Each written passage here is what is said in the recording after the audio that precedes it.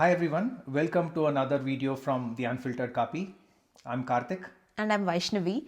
A few of you have asked us about buying or building a house in Australia, so we thought we'll break it down in a very simple way. Just a quick disclaimer, we're not financial advisors, mortgage brokers, or legal experts. We're just sharing our experience and things that we learned along the way, and also things that we picked up from some of our friends who have gone through a similar process. So before you start this journey, please speak to professionals because everybody's case is going to be different. We are going to break this video into 3 parts because the process can look slightly different depending on what kind of home you buy. Part 1 is buying an existing house. This is usually the most straightforward option. Part 2 is buying a land and constructing the house. That's what we did. And part 3 is buying a home and land package. And although we have not done that, we'll try to share with you some of the things that we've learned along the way. No matter which of the 3 you choose, you'll need 3 key people throughout this journey. They are your mortgage broker or someone from your bank. The next is a good real estate agent. And then the third one is a solid conveyancer. All right, let's start with part 1, which is buying an existing house. As I said before, this is usually the most straightforward option. The first step is to get a pre-approval. This pre-approval helps you arrive at a clear budget. Pre-approval is usually dependent on a few factors like how much savings you have got, your household income, your assets, liabilities, dependents, and all of it. So just getting a pre-approval helps you understand, okay, this is what I can afford and this is the budget that I need to start looking for, kind of thing. Get your pre-approval done first. It can be done either through a mortgage broker or by talking to your bank. Pre-approvals are usually valid for 90 days, although it can depend on the lender. So make sure you're aware of the expiry date so that you're not caught off guard. Yeah, and extending the pre-approval or just going and getting another pre-approval shouldn't be a difficult process. You just ring your banker or your mortgage broker and they should be able to do it very quickly for you. And then the other thing you need to remember is there could be government grants or first home buyer grants available in your state that you could be eligible for. This could really help ease some cost, so it would be good to keep an eye on what's going on at the moment. Now that you have your pre-approval, you understand your budget. So with your budget, start looking for properties in the market. Realestate.com.au and Domain are the major websites that you can use to search for properties. Also, you can go to open homes, talk to real estate agents, and get a feel of what's actually out there and what would fit in your budget. Now this part, attending open homes, this part can go really quickly or it can take forever. It really depends on how picky you are. But according to me, this is also the most fun part. You get to go and see so many different homes. You see how it is arranged and you can start imagining living there and see if it makes sense to you. I would suggest please don't rush it in this process. Every home would look really nice because it's made to look nice. Just don't rush the process. Enjoy the process. Remember, it can go really quickly or it can take a long time. It really depends on what you want out of the house. Set your search filters on and try to narrow down to a few suburbs. Think about what matters to you: schools, public transports, cafes, hospitals, communities, and stuff like that. Another thing that I would suggest doing is to visit the suburb in the daytime as well as in the nighttime to get the feel for it, as to how it looks, how many people are walking down the road and stuff like that. See what shops are open around in the night, if you have takeaway shops or shopping centers, if that is open during the day, during the night, just different parts of the day. Another thing would be to park your car somewhere in the suburb and just check out different parks and other local amenities available in the suburb. All this helps you give some sort of insight into living in that area, and then you can make a conscious decision of if that area is for you or is not for you.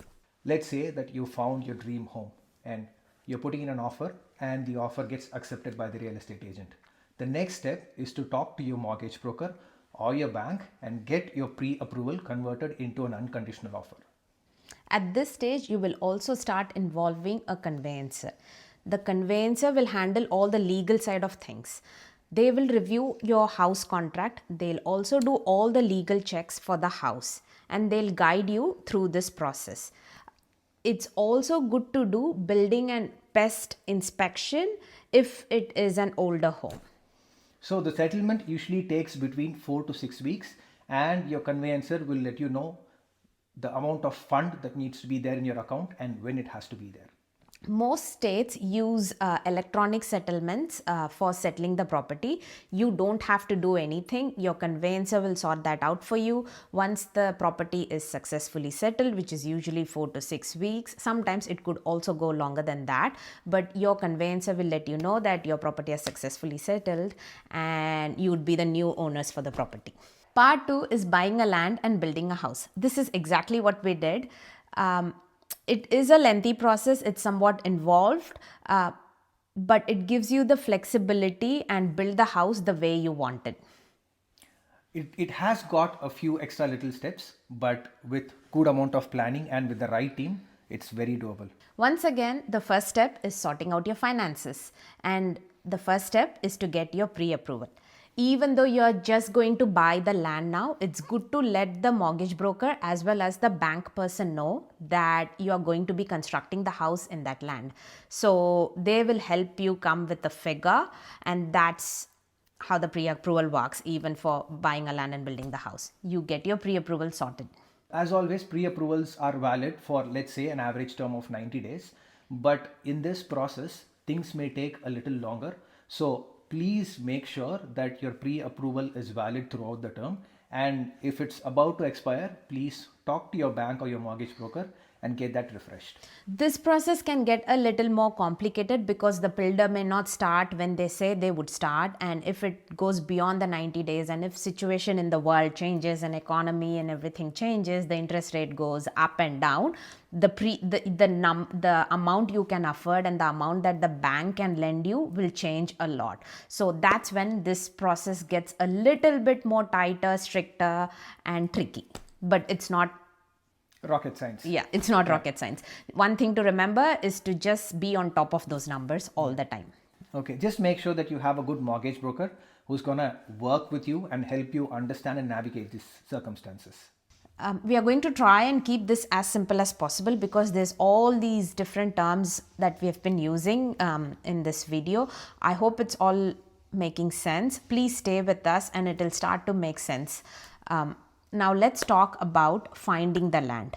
There are two kinds of lands. One is called as a registered land and the other one is unregistered land.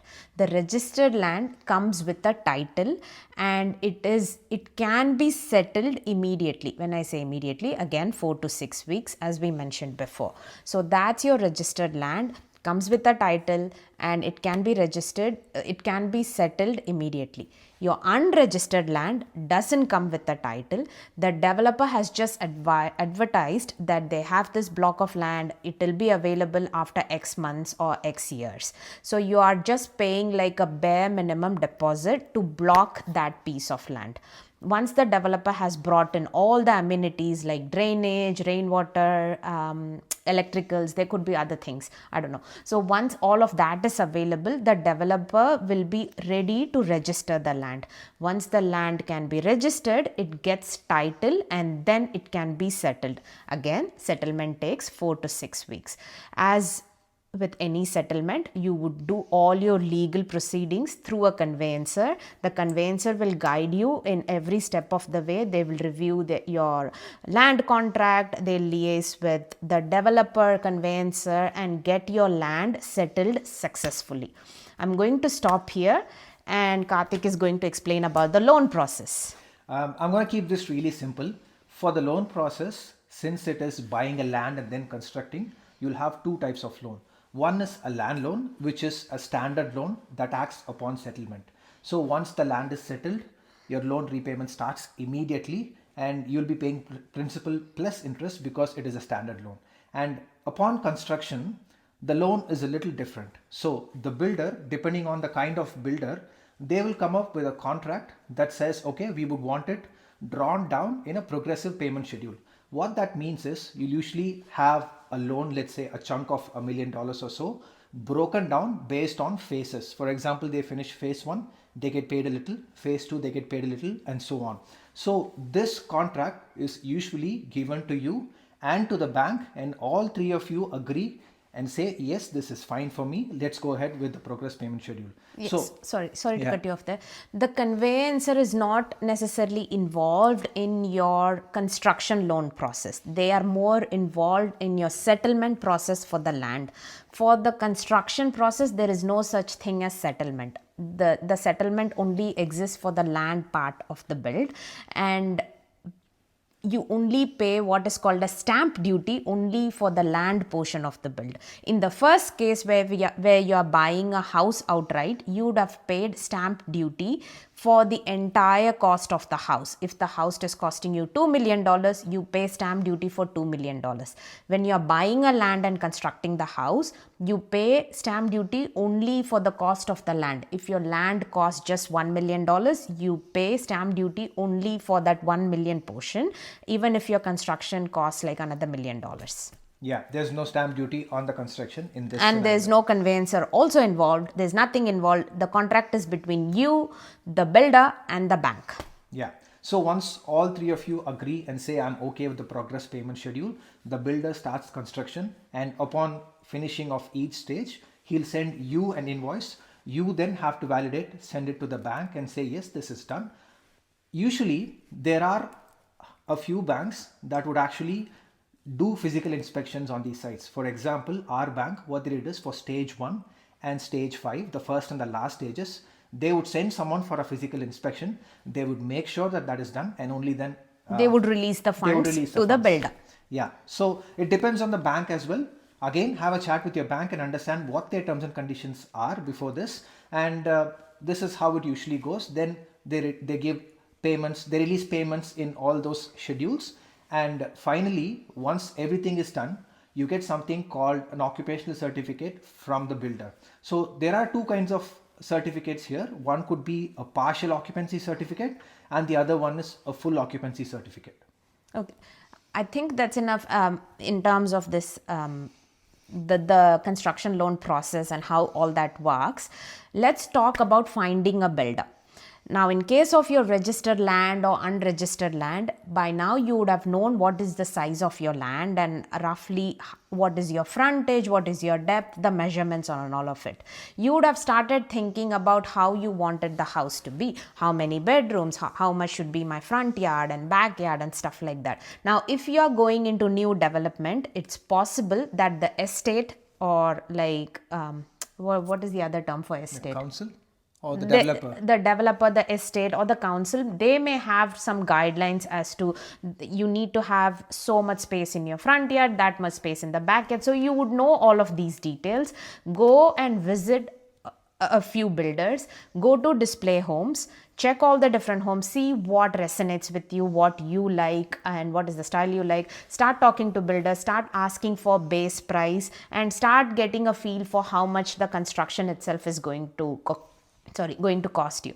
Now, whilst you're doing all of this, remember you're still keeping a tab on your pre-approval process, how much you can borrow and all of it as well. So all of these things need to happen parallelly. Just work it out with your builder. When you go and sit with your builder to draft a plan, just make sure you are agreeing to things that you are consciously agreeing. A lot of the times, the base price of the build does not include your floors, or it comes with carpeted floors and maybe you wanted like a wooden floor or a tiled floor or things like that. So make sure you read the building contract properly a few times. You can get this also checked through a conveyancer. They would do it for a fee.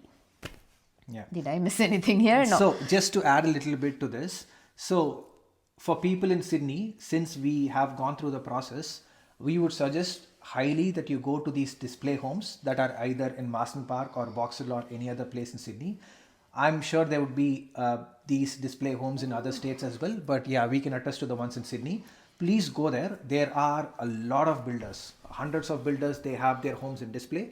Please go and check it out. And there's one thing that you've got to note. All these homes look lovely. They look so nice. That's because they've been upgraded to the max. Yeah. So if you go and ask for the base price, please don't think that is the house that you're going to get, because that is all upgrades. It's all upgrades. So I can give you an example. This is like a few years back, right? We went to this home. It looks super nice, super posh. And I'm like, oh, how much would it cost? and then they gave us a very basic price, for example 600,000 to build. And then we were like, oh, that house just cost 600,000. And then he's like, no, oh, that is premium, that's $1 million. So the base price of the house is 600,000, but what they have put up there is $1 million worth for the same house, right? Like, as in, all the things are upgraded there. Instead of 2 lights, you have 4 lights or 10 lights or whatever, and those lights are all premium lights. The tiles are premium, all the wallpapers, what else, like, I don't know, they'll just have like a lot of things going Pretty on. much everything is premium there. So what you can do is just get a feel for the things that are there and maybe pick and choose on the things that you can let go of compared to the things that you actually need for the house. It all depends on your budget as well. Yeah. Yes, and then there are also a lot of things that you can do later also. Like, you can get a basic house built from the builder with some of the non-negotiables you have, of course, and then get a lot of the things done later as well. If you watch our house tour video, you know that some of the things we didn't get it done through the builder, we got it done later. It works out cheaper. Also, we would have saved a bit more money by then, and then you can afford to do those things. It all depends on your financial situation as well. It happened, like, for us, we had to save up a bit and then we had to do it later. Very happy that we didn't go through builder for those things. Yeah, and we promise you, it might all look like a lot of things right now, but then as you go through this process and as you talk to a lot of people, you're gonna come out of this knowing a lot more information that we do right now. So it's okay. Please don't get discouraged in any way. Please don't feel an overwhelmed. This is an amazing process, and at the end of it, you'll get a product that you absolutely love. Yes. So yeah. Yeah. Okay. So by the end of all of this, you would have this occupancy certificate from your builder. You're giving it to your bank. The bank releases the final payment. The builder gives you the keys, and the house is yours. Part 3 is house and land packages. With part 1, you bought an existing property. So that's that.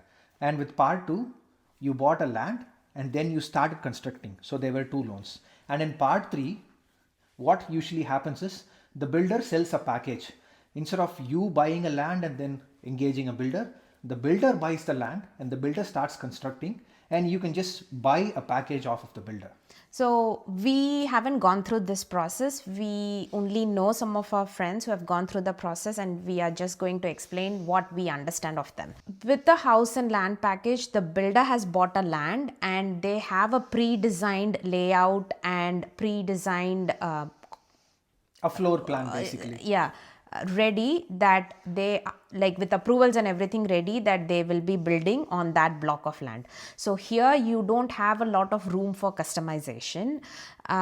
Depending on what phase of the journey you go in, for example, the builder has not started constructing the house, or the builder is halfway through constructing the house, or the builder is almost finishing the construction. Depending on what phase you go in, your experience could be different, and it could also depend on builder's policies. The builder could allow some customizations. If it is not at all constructed, maybe little bit of changes in the layout, little bit, right? Not a lot, because this is house and land package. When you are going with the mindset that you can't change a lot of things here. If the house is in the middle of construction or towards the tail end of the construction, I don't think you can change a lot of things. But all of this still depends on the builder's policies. It works out as one package. In terms of loan itself, depending on what phase you go in, it could either be one loan or 2 loan. If it is one loan, the process could be very similar to part 1 that we described before. If it is 2 loans, it could be similar process to what we described in part 2. Regardless of what it is, we suggest you have a pre-approval done and then go search for what you wanted. It could be land, it could be an outright old house, or it could be a house and land package. With house and land package, it can be 1 loans or 2 loans, depending on what phase of the construction it is. So I just wanted to add something here. In when it comes to these loans, there are other kinds of loan arrangements that you can have with the builder. We've heard of a few things, but then we are not very sure of it because we haven't done our research on all that. a mortgage broker would be a very good person for you to help you understand all the different options that you have. So maybe ask your mortgage broker a lot of questions. Let them know what your situation is so that they can help you out in the best way possible. Yes, so this is also called as turnkey homes, or maybe a portion of these house and land packages can be turnkey, where you only pay like a bare minimum deposit, and then after X amount of months or years after the construction is finished, you pay the whole thing, and out of that whole thing, some of it is your money, and then the rest of it is loan. Or if you are rich and if you have money, maybe the entire thing is your own money. It all differs from person to person, and then the builder to builder. It's not something that we have a lot of knowledge on. We suggest you talk to mortgage brokers, and it also feels like it depends from situation to situation and builder to builder and how flexible the builders are. Regardless, you would still involve a conveyancer in getting your house and land package settled. Now, I don't know if it's just going to be land settlement or the entire unit settled as one thing. It will again depend on what phase you go in. Yeah. And I think finally, landscaping is a part and parcel of all these three things that we need to talk about. Yes. I'll just give you a little overview of how landscaping works here. For the first part, where you're buying a house outright, there's not a lot of landscaping you may have to do, because you would have gone to the house, you like everything about the house, and hence you're buying the house. Maybe you do some renovations or just some changes, like plant different kind of trees or whatever, or remove like real grass and put a fake grass, or do the other way around. But with the first part, landscaping is already done. It's a proper house. You're getting proper house. Yeah, you just move in and you just start living. And with the second project, the second kind of project that we were talking about, where you buy a land and then you construct, most of the builders that we know, they don't offer landscaping services at all. And even if they do, it comes at a very premium cost, because builders will always engage third parties and then maybe have a margin on top of that. So if you are to directly engage with a landscaper, you might be able to get it off a little cheaper. So it's always preferred that you talk to a landscaper once the building is handed over to you and you receive the OC. Then engage a landscaper and get your landscaping done. OC here is occupancy certificate. Yeah. So for landscaping, again, you would need to go to the council. They have a few guidelines on what you can plant, what you cannot plant, and how things need to be in a certain way, right? So make sure your landscaper is very well aware of that, those guidelines, and plan things accordingly. And in the third case, since it is turnkey, most of the builders who provide these home and land packages, they have predefined set of landscaping that they'll do that will be in accordance with the council that they are building in. The only thing that we would be wary of is they would give pretty basic and native trees. They're not going to give you any ornamental trees that you would want. So you will have to physically remove that post handover, and then maybe you might need to change a little bit in landscaping. But this is all up to you. Yeah, if you're not fuzzy and if you're not someone who cares about all of this, then whatever the house and land package comes with, that should be more than enough. It is going to follow all the guidelines. It's going to be it's a good package. You'll just get it and you can go start living there. Yeah. Right. So to wrap it up, the house and land package, I feel like it's a very streamlined process. If you're someone who feels a little bit overwhelmed with the construction side of things, but you're like, you want a bit more time, maybe house and land package is a good option, because you're signing up for something and then by the time you get it, it may be like it's midway through construction, maybe a few months before you get it, so you can arrange more funds. I don't know. So it feels a bit more streamlined. With construction option, which was part 2 that we explained about, there's a lot more things going on and there's a lot of things that you need to manage and think of. With part 1, easy. Go look at a house, buy it. Part 2, do a lot more things. Part 3, it's do a little less. little less than part 2. Yeah. And you also get a bit more time as compared to part 1. So I think we've presented a few options. It all depends on what you wanted, how you wanted your house to be, and how, like, where you are placed financially as well when you are ready to commit to any of these. Yeah. And the list is not exhaustive. We have other options where you can become your own owner builder and start building. That's something that's very intricate and we have no knowledge of that. So these are the three We main don't things. want to open another can of worms here. So these are three major ways you can buy or build a house in Australia. Also, there are three key people that are involved in this journey: your mortgage broker or your bank representative, your real estate agent or your builder representative, your project coordinator type guy from your builder. You need to be constantly in touch with them, make sure everything is following timelines and all of it. And then the third is conveyancer. So someone to deal with finances, someone to Deal with the construction. construction or the property that you're buying in, like your real estate agent, or your building project manager. And then the third one is conveyancer, who is going to look after your legal requirements. These are three key people. It is good to establish relationship with these people and be in touch with them throughout the journey. What else? Always go through your contacts, read the fine print and make sure you understand everything, or at least give the contract to your conveyancer. Ask your conveyancer to help you out and understand the important or the standard terms that you would need to be aware of. That's very, very crucial. Please don't sign A good any document conveyancer before will that. definitely help you. They will be on your side because you're paying money for them to be on your side. So they'll definitely help you. It's just important that you find a good conveyancer. Yeah. I hope this video helps. I hope this is comprehensive enough. If you feel like there are bits and pieces that we missed, please let us know in the comments below. Otherwise, please also let us know how we can improve our videos. Thank you for watching. Thank you for taking the time to spend with us and understand a house building or a house buying journey in Australia.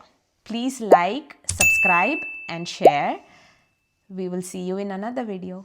Bye. Bye.